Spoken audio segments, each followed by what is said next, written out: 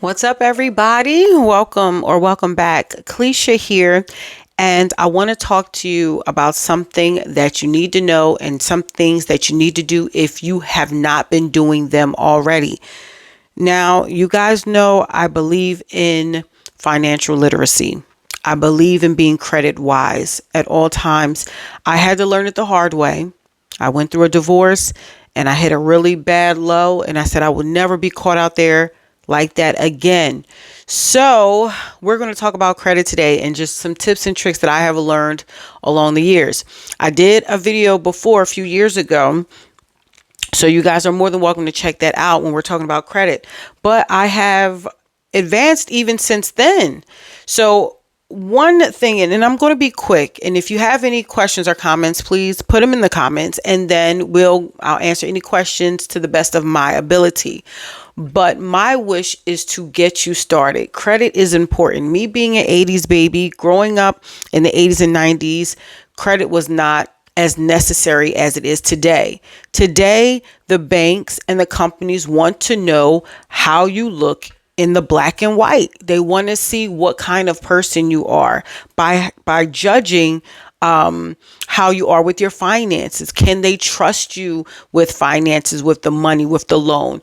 They want to gauge, and they will do that by looking at your credit report. So one thing you do want to do is you want to get your credit report. You want to get Credit Karma, Equifax, Experian, TransUnion. All of them have different apps where you can get on there and to see what's on your credit report. You want to make sure your name is correct. You want to make sure your addresses are correct, the previous ones. You also want to make sure your phone numbers and all of your information is correct. That's one of the first things you want to do. Then you want to dispute anything that is maybe older than 10 years or anything that is not yours. A lot of us are terrified to look at our credit reports, and I understand the anxiety that it causes, but you're going to have to do it. You have to start somewhere. So you want to get on the apps, and you want to get on there and start cleaning stuff up if you can, right? You want to make sure you pay everything on time, or you dispute it, or do payment arrangements, just so those balances can start coming down. If you're having trouble with all of this, then hire a credit repair company to go and do that for you. That is a fee, it's expensive, but you can really do it on your own. I've never used a credit repair company, and I've been able to get, at least I think I want to say 70 points added since, my divorce. So these are some of the things that you need to do. The easiest thing you could do, and I have done this for my sons, and I've actually even done it for loved ones. You can get on someone else's credit card as an authorized user. Okay. So I have a credit card that I put my family members on to jump their score. It's been open for a very long time. It has a very nice credit limit on it. So I have added my children on there at the age of 15, since they were 15. And I didn't give them the credit card when they were 15.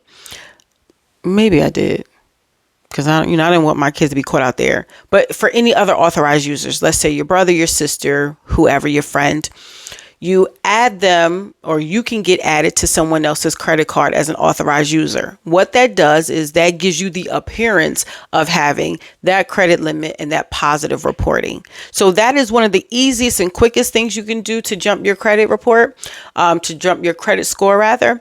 Now, there's tricky with that, because the person that you get on, they have to be responsible, because if it's affected negatively, then obviously it's going to reflect negatively on your credit report as well.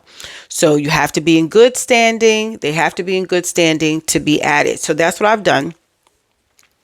The next thing you could do is you could get your own secured credit card. And what a secured credit card is, if you don't know, is when you take your money basically and you say to the bank, here is $500. I want to use this as a secured credit card. And what the card will do is start reporting those positive payments and credit balances to the 3 credit bureaus so they can track to see like, hey, you are a responsible adult. Now secured credit cards normally do not increase in their credit limits. It normally stays like that. So the first thing I did was I didn't have an authorized user that I could use. I didn't have anyone. So I got a secured credit card of $300 back in 2017. That was my first credit card that I've had from that divorce. And I say it's because I got to build my credit up. After having the secured credit card for about 6-8 months, then I started getting regular credit card offers. Capital One, Merrick Bank, Discover. They started trickling in. So after I got successful with the secured credit card, you got to keep your balances low. People say don't go over 30%. I try to stay around 15 just to be safe. I mean, sometimes I do, but generally speaking, I try to stay around 15 because to me, it just looks good, right?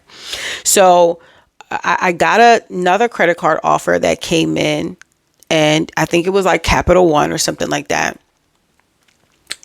Now, what I want to tell you when it comes to choosing a credit card, okay, there's things you need to look for. You don't just get any credit card.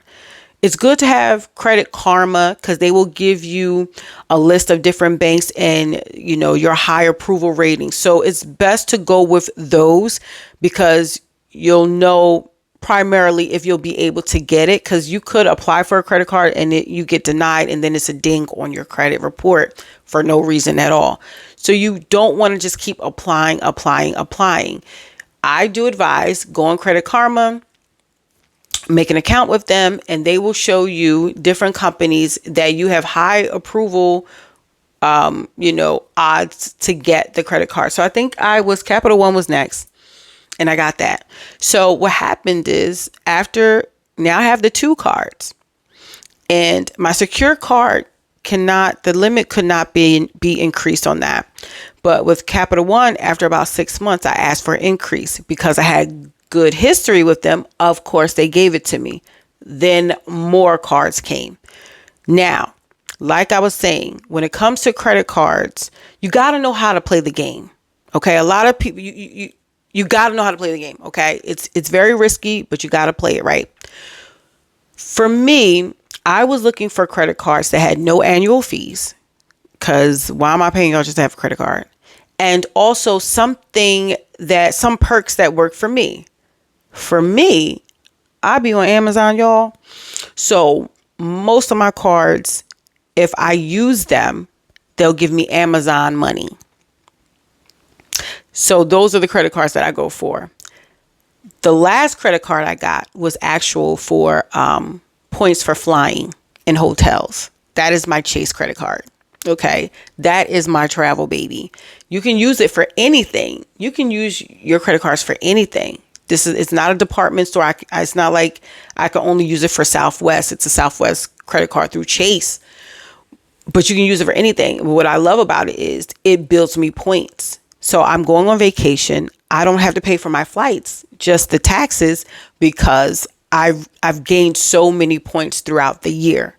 So when you're looking for credit cards, you're not just going to select anything.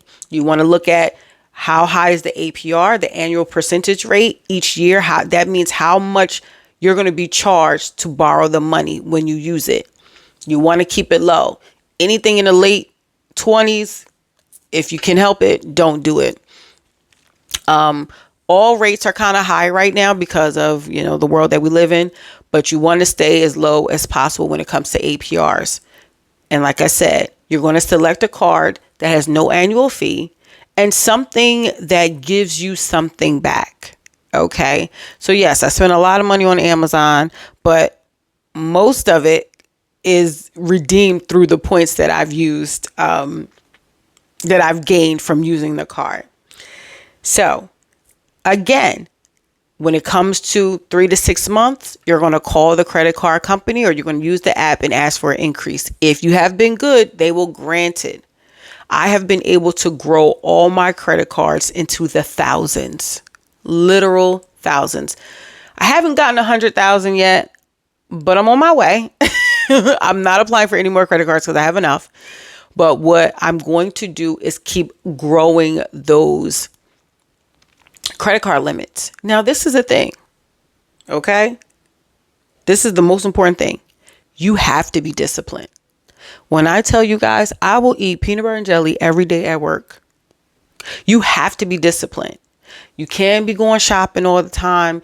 You can't be, I love to travel. I could do anything and go anywhere that I want right now and charge it. But why do that? Why be in debt? You have to budget. You have to stay within your means. This is how you play the game. You use your credit cards. I have taught my sons that because of so much fraud and everything that's going on in the world, I don't use my personal debit card for anything. I do not. Because people can steal your card information, and that is your hard-earned money in there. So what do? I use a different credit card every week, and I pay it off every time I get paid. I may not pay it fully off because you do have to keep some balance on there, but the majority is getting paid off. Every month, my balance is getting lower and lower and lower. That takes discipline. But this is how you play the game. It has grown my credit card limit, and it has grown my credit score. So I'm on my way. To where I want to be. And things happen. Life happens. Sometimes you got to use it. I've had emergencies where I don't have to ask anyone for money. I can borrow it from myself. I have a bank. I have USAA. I have 2 credit cards with them. If I ever need cash for any of the credit cards, for that matter, I can always transfer it into my bank account. I can go to the ATM with my other credit cards. I know it's scary, and if you don't trust yourself, don't do this.